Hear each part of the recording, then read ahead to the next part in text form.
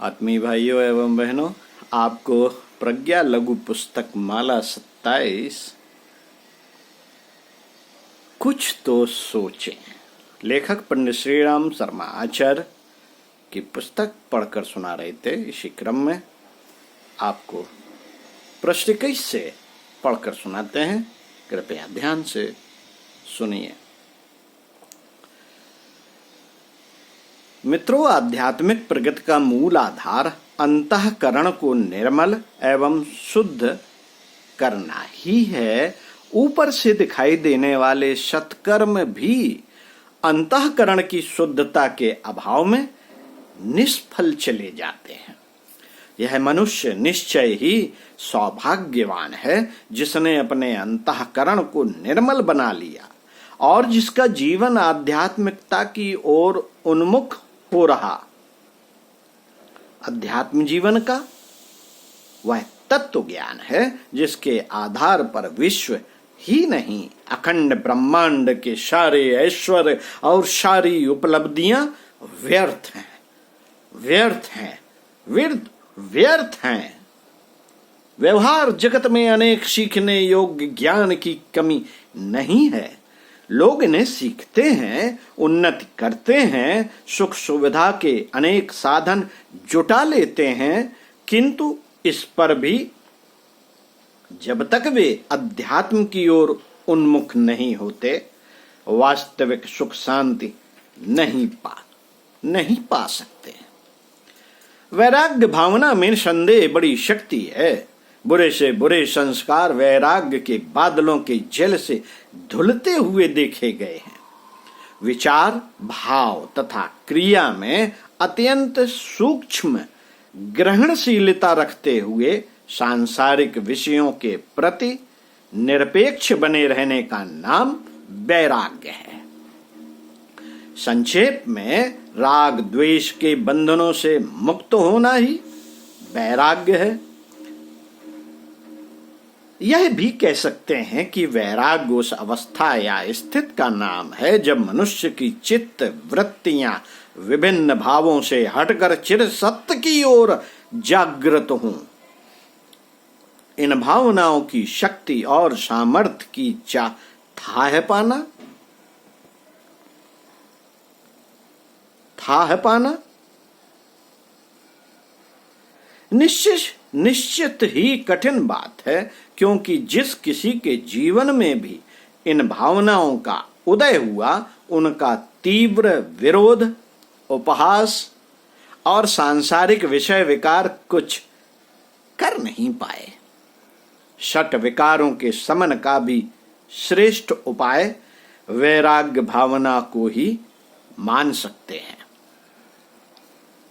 मित्रों, धन की तृष्णा भी मनुष्य के जीवन में वैसी ही जड़ता उत्पन्न करती है जैसी काम और क्रोध, पराया माल छीनने, हड़पने और चोरी कर लेने तथा दूसरों की कमाई का उचित पारिश्रमिक न देने की बात किसी भी प्रकार मानवीय नहीं कही जा सकती। इससे मनुष्य का घोर आंतरिक पतन होता है। क्या यह पाप की कमाई अपने बाल बच्चों के लिए छोड़कर उन्हें भी आलसी और अकर्मण्य बनाना चाहते हैं? जो धन आपकी लाश के साथ आपके साथ जाने वाला नहीं, उसको आप अनाधिकार पूर्वक क्यों प्राप्त करना चाहते हैं? आप उससे बंधे क्यों जा रहे हैं? इस धन के लोभ में पड़कर आप अपनी आत्मा, अपने जीवन लक्ष्य की बात ही भूल जाएंगे। फिर ऐसे धन से लाभ कैसा, प्रीति कैसी? छोड़िए इसे, छोड़िए। जो कुछ परिश्रम से कमाया है उतने में ही बड़ा आनंद है। मनुष्य के विनाश का सबसे प्रबल कारण उसका अहंकार, मैं ही सब कुछ हूं, मेरा विचार ही सबसे अच्छा है, मैं सबसे अधिक सुंदर हूं, मैं धनी हूं, मैं पंडित हूं आदि अहंकारिक भावनाओं के कारण संसार में कलह, झंझट, युद्ध और महायुद्ध की विभीषिकाएं उठ खड़ी होती हैं, क्या यह अभिमान सार्थक हो सकता है? आपसे अधिक तो इस धरती पर अनेक रूपवान, शक्तिवान और सामर्थ्यवान विद्यमान है। फिर यह अहंकार आपका क्या प्रयोजन हल कर सकता है? आध्यात्मिक विकास की सबसे बड़ी बाधा मनुष्य के अहंकार पूर्ण विचार ही होते हैं। संसार की क्षणभंगुरता को हमेशा ध्यान में रखने से ही यह संभव है कि मनुष्य इस दुष्प्रवृत्ति से बचा रह सके। संकल्प के धनी ही अहंकार को कुचलने का साहस कर पाते हैं। साथियों, मत्सर अर्थात ईर्ष्या और डाह का भाव ही मनुष्य के अधः पतन का कारण होता है। मनुष्य की उन्नति उसकी शक्ति और परिस्थितियों के अनुसार कम ज्यादा होती है। अपनी शक्तियों का विकास मानवोचित ढंग से करे तो इसमें किसी का अहित नहीं होता, पर जब दूसरों की समृद्धि देखकर लोग ईर्ष्या द्वेष रखने लगते हैं तो वहीं वैयक्तिक और सामूहिक आत्मिक पतन प्रारंभ हो जाता है। मनुष्य का जीवन इसलिए नहीं मिला कि हमें सेवा, सत्कार, प्रेम, दया, न्याय आदि के विकास के लिए साधन स्वरूप यह शरीर उपलब्ध होता है। हमें इसे प्राप्त कर होड़ करें। होड़ करना है तो चारित्रिक श्रेष्ठता की करें, ताकि अपना जीवन उद्देश्य भी पूरा हो, लोगों को प्रसन्नता मिले और सामाजिक जीवन में खुशहाली लाने में अपना भी कुछ उपयोग हो। कोई व्यक्ति एक समय बुरे काम करता है तो दूसरे समय में अच्छे काम करता हुआ दिखाई देता है, और कोई उसके प्रतिकूल अच्छे कामों को छोड़कर बुराई में धंसते हुए देखा जाता है। अंतःकरण में रहने वाली शुभ और अशुभ प्रवृत्तियों में से जिसे भी अपने अनुकूल वातावरण मिल जाता है वही पनपने और बढ़ने लगती है। जिसे पोषण नहीं मिलता वह सूख जाती है। जो व्यक्ति आज बहुत बुरा दिखता है वह उत्तम परिस्थितियों एवं विचारधारा के सानिध्य में आने से कल बहुत ही उत्तम प्रकृति का बन सकता है, और जिसे आज अच्छा समझा जाता है वही कल बुरे वातावरण में फंसकर बुरा बन सकता है। साथियों, इसीलिए विचारक सदा से यह कहते आए हैं कि इस संसार में बुरा कोई मनुष्य नहीं, केवल परिस्थितियां और भावनाएं ही बुरी हैं। देवता या मनुष्य कोई भी भूल करेगा तो दंड पाएगा। इसी प्रकार विसंगठन, फूट, पृथकता एवं स्वार्थपरता का भाव भी मानव जाति के लिए एक अभिशाप है। संग शक्ति का अवलंबन किए बिना मनुष्य अपनी आत्मरक्षा तक कर सकने में समर्थ नहीं हो सकता। व्यक्तिगत क्षेत्र हो चाहे सामाजिक क्षेत्र, दोनों में ही एक ही सिद्धांत काम करता है। यदि हमारी पार्श्विक वृत्तियां प्रबल हो रही होंगी और देवत्व बिखरा प्रसुप्त स्थिति में पड़ा होगा तो फिर असुर वृद्धि और असुर प्रवृत्ति ही बलवती रहने के से जीव निम्न कोटि का पतन और पाप से भरा हुआ दिखाई पड़ेगा। इसके विपरीत यदि देवत्व सजग, संगबद्ध और सक्रिय रह रहा होगा तो असुरता परास्त हुए बिना न रहेगी। स्वयं अपने को तौल कर देखो। स्वयं तौल कर देखो। अध्यात्म का उद्देश्य मनुष्य को पाप और कुविचारों की असुरता से छुड़ाकर सत्य और धर्म की सुख शांतमयी गोदी में पहुंचा देने का है। अध्यात्म का उद्देश्य, यह सोचना गलत है। यह सोचना गलत है कि धर्म को अपनाने से हम घाटे में रहेंगे। जिस धर्म को अपनाने से मनुष्य घाटे में रहे वह सच्चा धर्म नहीं कहा जा सकता। आजकल धर्म के नाम पर जो स्वाभाविक आडंबर पुज रहा है उसके बारे में यह सोचना तो ठीक है, पर असली धर्म तो पारलौकिक और इहलौकिक दोनों ही सुखों का साधन जुटाता है। प्राचीन काल में जब घर घर धर्म की प्रतिष्ठा रहती थी तो भारत में घर घर धन वैभव बल पुरुषार्थ विद्या बुद्धि स्नेह सौजन्य आनंद उल्लास का वातावरण बिखरा रहता था। आज जब हमने अधर्म मूलक विचारधारा और कार्य प्रणाली को अपना बना लिया, घर घर नरक के दृश्य दिखाई पड़ते हैं। आज हमारे भीतर और बाहर सर्वत्र असुरता का बोलबाला है। वैयक्तिक जीवन में हमारी अंतश्चेतना असुरता की अंधकारपूर्ण पाशविक वृत्तियों से भरी हुई है। फलस्वरूप मनुष्य शरीर पाकर भी हम घृणित श्रेणी का जीवन व्यतीत कर रहे हैं। इसी प्रकार सामाजिक जीवन में भी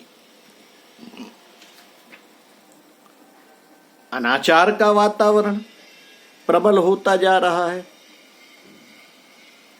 जिसके फलस्वरूप स्वास्थ्य, अर्थव्यवस्था, समाज, राजनीति, पारस्परिक संबंध, नैतिकता और कर्तव्य पालन, उत्पादन और उद्योग, प्रत्येक क्षेत्र में संकट उत्पन्न हो रहे हैं।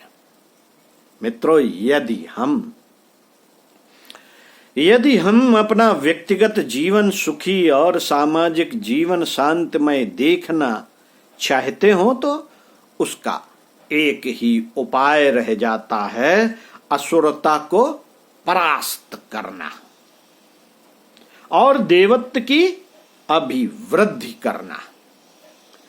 असुरता जब तक हारेगी नहीं तब तक शांति का मिट सकना संभव नहीं होगा। और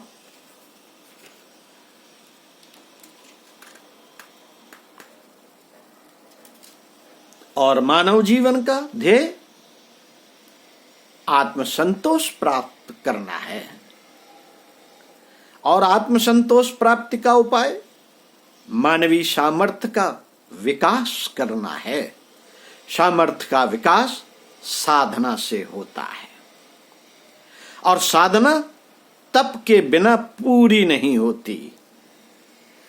जीवन के अपने ध्येय की पूर्ति के लिए तप की, कठिन परिश्रम की आवश्यकता होती है। निरंतर की साधना और परिश्रम से तप के पुण्य नाम से परिश्रम ही निरंतर की साधना और परिश्रम ही तप के पुण्य नाम से पुकारे जाते हैं। किंतु जो तप त्याग के लिए किया जाता है, जो तप त्याग के लिए किया जाता है, दूसरों की खुशी में अपनी खुशी मिला देना, हमें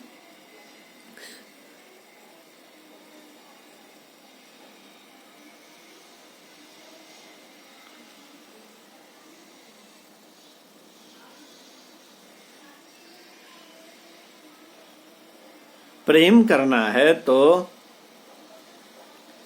प्रेम में अपना सर्वस्व लुटाना पड़ता है।